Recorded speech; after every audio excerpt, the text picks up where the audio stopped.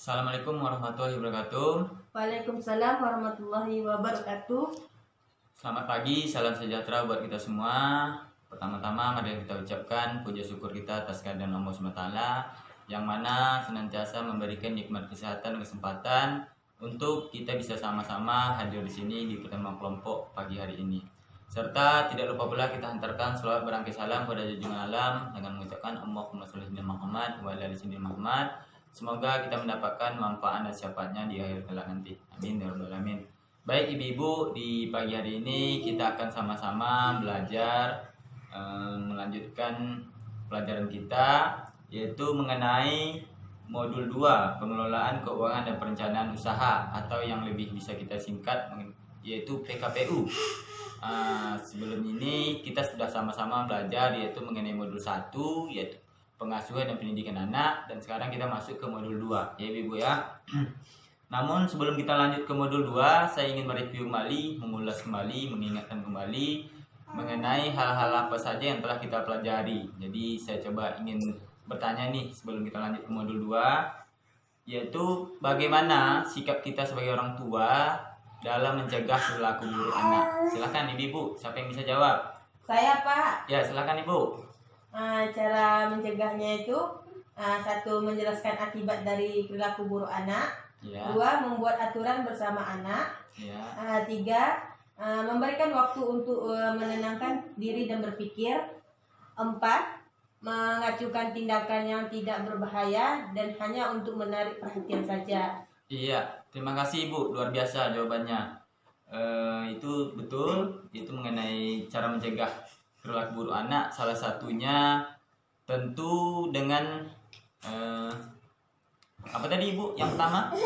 Menjelaskan akibat dari perilaku buruk anak. Iya, itu jawaban yang sebetulnya, yaitu menjelaskan tentang akibat dari perilaku buruk anak. Jadi kita harus menjelaskan hal-hal apa saja yang bisa menimbulkan akibat. Tentu segala sesuatu perbuatan akan ada akibatnya ya bu ya. Kalau perbuatan baik tentu akibatnya akan baik juga. Kalau perbuatan buruk tentu akan berakibat buruk juga ya bu ya. Oke, terima kasih kepada ibu. Jadi sekarang kita lanjut modul 2 ya bu, yaitu tentang pertama pengelolaan keuangan keluarga. Yaitu sekarang kita harus sama-sama belajar. Kita coba belajar bersama bu tentang memahami jumlah pendapatan pengeluaran keluarga. Jadi mengelola keuangan keluarga merupakan keterampilan dasar yang perlu dan harus dimiliki setiap rumah tangga. Jadi ibu, dalam mengelola keuangan keluarga itu adalah hal dasar yang harus dimiliki sebuah keluarga ya bu ya, yaitu tentang memahami jumlah pendapatan dan pengeluaran. Jadi maksudnya mungkin ada yang pendapatannya berbentuk harian, mingguan, dan juga bulanan ya ibu ya. Jadi misalkan pendapatan ibu-ibu yang bulanan mungkin ada 1 juta, apakah itu cukup untuk bekal 1 bulan? Kira-kira cukup nggak bu? Tidak. Tidak ya. Itu berakibat karena lebih besarnya pengeluaran daripada pendapatan. Namun di sini sama-sama kita pelajari yaitu tentang menyusun anggaran. Jadi misalkan ibu-ibu nih dari belanja dari pendapatan keluarga 2 juta per bulan. Jadi kita harus punya strategi atau punya konsep cara mengelola keuangan keluarga. Jadi tidak bisa hanya kita menganggarkan uang pendapatan 2 juta kita belanjakan untuk 1 hari aja habis ya bu ya. Iya Pak. Jangan sering seperti biasa, banyak itu kejadian pasti sebelum gaji sudah masuk, uangnya biasanya udah habis karena udah untuk bayar utang ya bu ya. Tentu untuk menyusun anggaran tadi ada 2 hal metode yang harus kita ingatkan atau harus kita lakukan, yaitu memisahkan antara kebutuhan dan keinginan ya bu ya. Iya, jadi Pak. Untuk mengelola keuangan tadi kita harus pisahkan itu. Misalkan yang kebutuhan, kalau membeli beras atau kebutuhan dapur, itu kebutuhan atau keinginan bu? Kebutuhan. Kebutuhan ya. Iya. Kalau misalkan saya tanya lagi lagi apa ya yang bisa kita coba umumkan, yaitu membeli lipstik umpama. Itu kebutuhan atau keinginan, Bu? Kebutuhan. Kebutuhan ya. Nah, itu kalau udah jadi kebutuhan itu memang agak payah ya Ibu ya. Sebetulnya lipstik itu kalau kita kelompokkan itu mungkin bagi kaum ibu mungkin kebutuhan ya. Cuma kita kalau bisa kita jelaskan itu adalah keinginan, Bu. Karena kebutuhan ini beda kebutuhan sama keinginan. Kalau kebutuhan ketika tidak terpenuhi itu akan berakibat membuat kita tidak ini ya apa namanya, tidak tersalurkan, maka mengganjal di hati. Cuma kalau keinginan masih bisa ditunda ya Ibu. Umpama makan tadi ya, untuk kebutuhan dapur. Kalau kita tunda pasti berakibat kita tidak makan, bahkan kita bisa lemas ya Bu ya. Jadi itu harus dipenuhi. Cuma kalau lipstik tadi masih ada pilihan. Umpama nih, kalau Ibu belum ada lipstik, kan kita kan tentunya nggak akan mati kalau tanpa ada lipstik. Ya Ibu ya. Nah, itu aja. Jadi kita harus memisahkan antara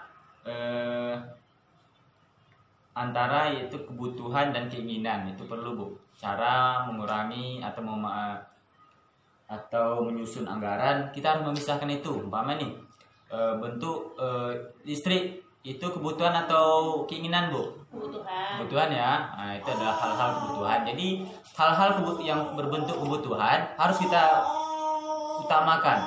Misalkan di anggaran 2 juta kita utamakan untuk rumah tangga atau kebutuhan makan itu sekian ditulis, untuk listrik, untuk anak sekolah, biaya anak sekolah, itu kan bentuknya hal kebutuhan.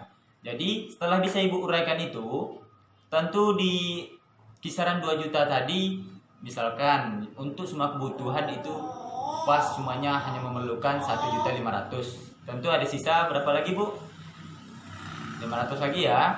Nah, di sisa 500 ini barulah kita coba uraikan lagi hal-hal apa saja yang bisa kita penuhi untuk keinginan ya Bu ya. Karena keinginan ini sifatnya banyak.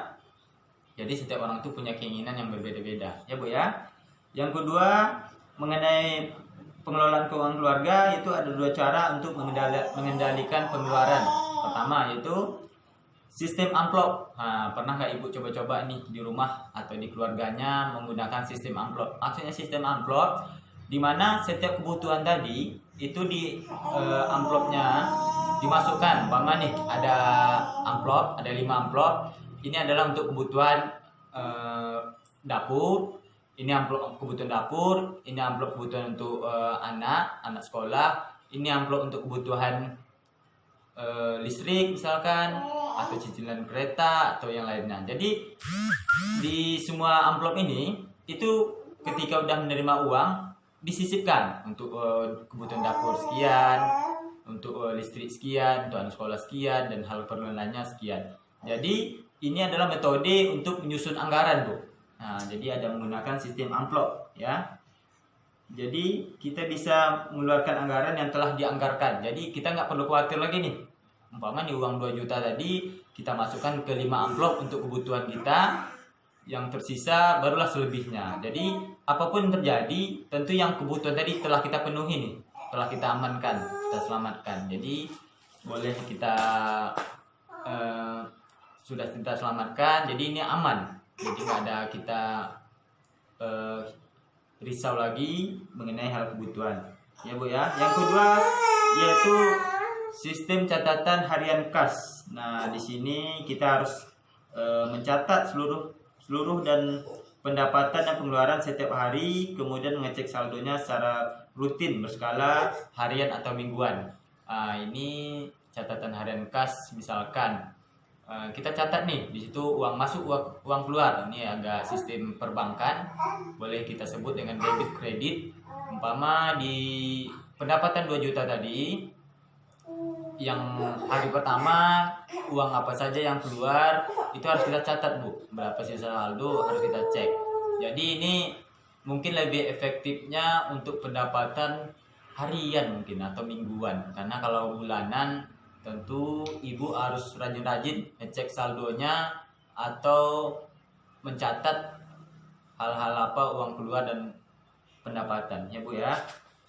Itu tadi mengenai cara mengendalikan pengeluaran keluarga, ya Bu ya. Nah, kita lanjut yaitu cara mengatur penggunaan keuangan keluarga, yaitu hitung pendapatan dan pengeluaran dalam 1 bulan. Umpama pendapatan 2 juta tadi, pengeluaran kita coba kita bayangkan ke sistem metode yang pertama, yaitu sistem amplop. Hal kebutuhan tadi apa-apa aja nih yang bisa kita penuhi selama 1 bulan, dan kita akan melihat situ berapa kira-kira kekurangannya berapa lagi, ya Bu ya.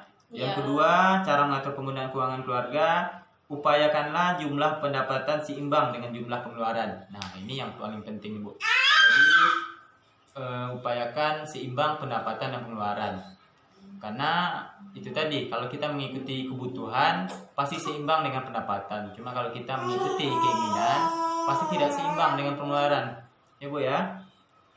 Yang ketiga, sepakati bersama anggaran bulanan keluarga. Nah, di sini mungkin di komponen kita di rumah tangga kita ada memiliki anak, suami. Tentu ibu-ibu ketika suami sudah gajian atau menerima uang gaji, tentu diserahkan kepada ibu-ibu. Jadi kita sepakati untuk kebutuhan ayah atau bapaknya berapa, apa aja yang menjadi kebutuhan, dan anak pun demikian untuk sekolahnya misalkan apa aja yang paling dibutuhkan. Jadi kita harus sepakati, jangan tiba-tiba nanti semua ketika sudah diserahkan uang kepada ibu-ibu semua minta. Biasanya gitu Bu ya. Umpama nih bapak-bapak atau suaminya yang suka merokok, tentu ini udah dikasih uangnya kepada ibu, dia minta lagi tuh, ya Bu ya. Nah, jadi itu harus disepakati. Boleh merokok mungkin, cuman harus disepakati atau dikendalikan lah kalau bisa, ya Bu ya. Selanjutnya yaitu kendalikan pengeluaran sesuai dengan anggaran yang telah dibuat. Nah, kalau Ibu kita menggunakan 2 metode tadi, pasti kita bisa mengendalikan 2 anggaran ini nih. Misalkan dengan anggaran sistem amplop tadi, mungkin setelah kita masukkan uangnya di amplop, insya Allah semuanya terjaga sampai di akhir bulan nanti. Begitupun sistem catatan kas, kalau kita rajin yang bikin catatan harian, pasti pas sesuai yang telah kita anggarkan, ya Bu ya. Selanjutnya, biasakan menabung biar sedikit asal rutin. Nah, metode ini nih biasa ibu-ibu kalau di rumah setelah menerima gaji dari suami, apakah itu ditabung atau tidak, Ibu? Ditabung, Pak. Ditabung ya. Ditabungnya apakah menunggu lebih dari, misalkan menunggu uangnya lebih, atau memang dari awal ditabung, Bu? Dari awal ditabung. Dari awal ya. Iya, jadi cara menabung itu Bu perlu saya sampaikan, sama-sama kita belajar.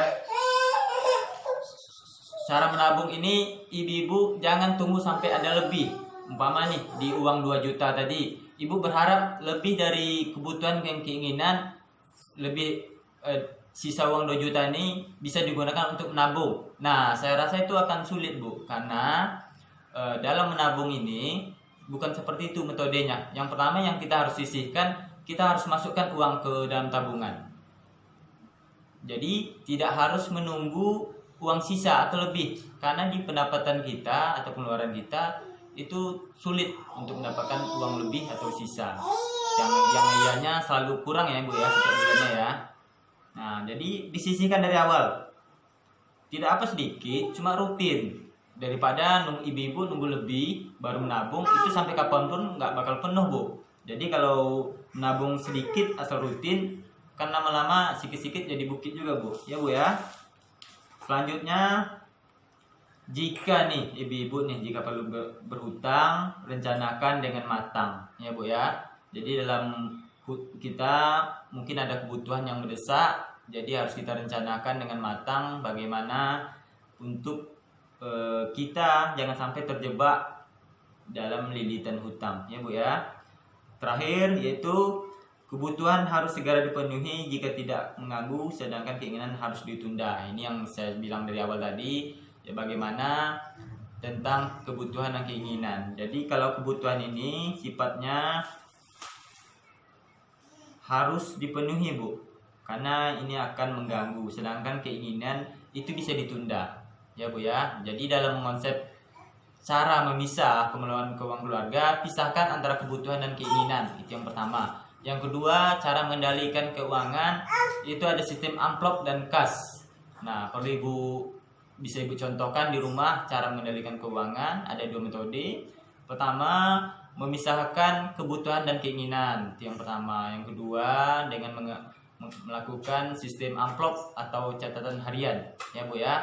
Itu yang paling penting. Misalkan kalau Ibu belanja di pasar, Ibu membawa uang 200, tentu kalau Ibu nggak bawa catatan dari rumah, itu uangnya pasti kurang, karena banyaknya hal-hal yang Ibu belanjakan ketika udah melihat barang-barang yang ada di pasar, ya Bu ya. Jadi ketika sebelum kita ke pasar, di Ibu atau ke supermarket, coba dicatat dulu apa-apa aja yang menjadi kebutuhan. Di situ pasti bisa maksimal. Cuma kalau kita tanpa panduan atau bikin buku catatan, tentu semuanya akan uang yang kita gunakan pasti kurang atau di luar prediksi kita gitu. Tiba-tiba kok rumah kok habis ya sampai 200 sampai 300 gitu. Padahal kita rencananya cuma beli sayur, ikan misalkan. Nah, itu tadi Bu, kalau kita nggak punya strategi dalam mengelola keuangan, ya Bu ya. Jadi kesimpulannya, pengeluaran yang merupakan kebutuhan, kita perlu menyusun anggaran bulanan keluarga untuk menyeimbangkan pendapatan dan pengeluaran, ya Bu ya. Penyusunan anggaran keluarga dibutuhkan untuk memenuhi kebutuhan, mengurangi atau membatalkan keinginan agar pengeluaran seimbang dengan pendapatan, ya Bu. Jadi saran saya di bidang rumah tangga, kita harus melakukan pengelolaan keuangan keluarga agar dapat terarah dengan baik dan sesuai dengan tujuan, ya Bu ya. Ya Pak. Baik Bu, terima kasih karena udah siang juga. Mungkin saya cukupkan sampai di sini. Terima kasih kepada ibu-ibu semua yang telah hadir di sini. Semoga pelajaran ini bisa sama-sama kita belajar dan terapkan di rumah supaya kehidupan keluarga kita atau pengelolaan keluarga kita bisa lebih terarah lagi, ya Bu ya. Sekian, terima kasih kepada ibu-ibu semua yang telah bisa hadir di sini. Saya tutup wabillahi taufiq hidayah. Wassalamualaikum warahmatullahi wabarakatuh. Waalaikumsalam warahmatullahi wabarakatuh.